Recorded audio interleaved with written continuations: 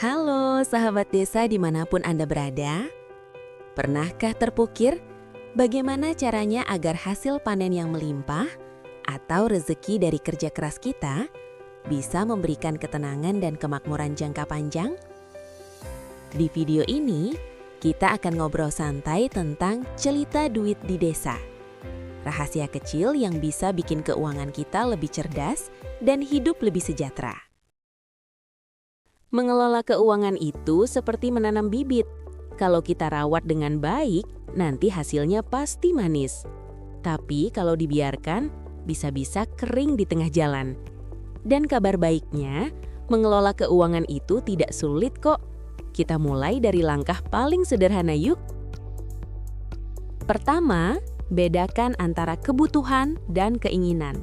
Ini paling dasar, tapi sering terlupakan.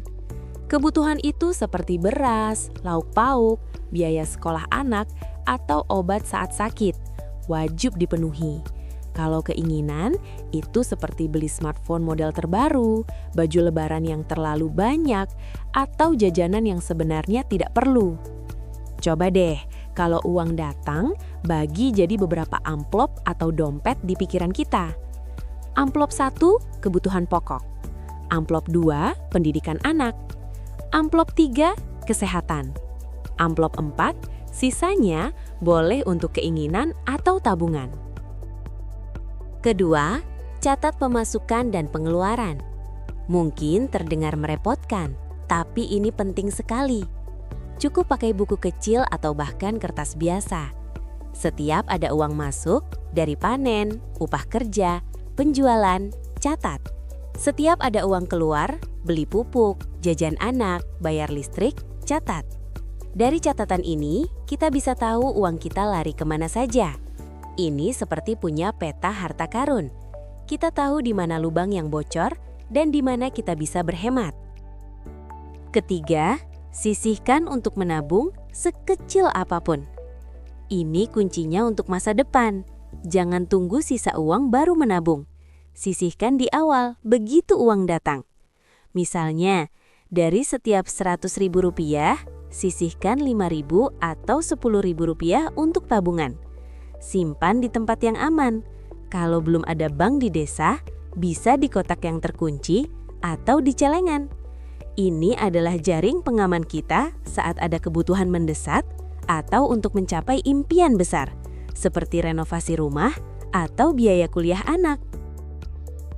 Keempat, pahami pinjaman dan hindari jebakan utang. Terkadang kita butuh modal untuk usaha atau kebutuhan mendesak. Pinjam boleh saja, tapi harus pintar. Pilih pinjaman dari tempat resmi seperti bank, BPR, atau koperasi desa yang terpercaya. Pahami bunganya, jangan sampai bunga mencekik. Hindari pinjaman dari rentenir atau pinjaman online ilegal yang bunganya sangat tinggi dan syaratnya tidak jelas. Itu seperti jebakan tikus yang terlihat menggiurkan. Pastikan kita mampu mengembalikan pinjaman tanpa memberatkan. Kelima, jaga kesehatan dan miliki jaminan jika ada kesempatan. Kesehatan adalah harta paling berharga. Dengan sehat, kita bisa bekerja dan menghasilkan uang. Manfaatkan fasilitas kesehatan desa. Jika memungkinkan, ikut program jaminan kesehatan seperti BPJS. Biaya kecil rutin jauh lebih baik daripada kaget saat sakit parah. Ini adalah investasi terbaik untuk diri dan keluarga kita. Sahabat desa, 5 langkah sederhana ini kalau rutin kita lakukan akan membawa perubahan besar dalam hidup kita. Dari catatan kecil, tabungan recehan, hingga memilih pinjaman yang cerdas, semua adalah bagian dari cerita duit di desa yang bisa kita tulis sendiri. Saya ingin tahu tips mana yang paling mudah Anda terapkan. Atau mungkin Anda punya tips lain yang ampuh? Bagikan pengalaman Anda di kolom komentar di bawah ya. Jangan lupa juga untuk like video ini, bagikan ke tetangga dan teman-teman di desa, dan subscribe ke channel ini agar tidak ketinggalan tips-tips bermanfaat lainnya. Sampai jumpa di video berikutnya. Salam sejahtera.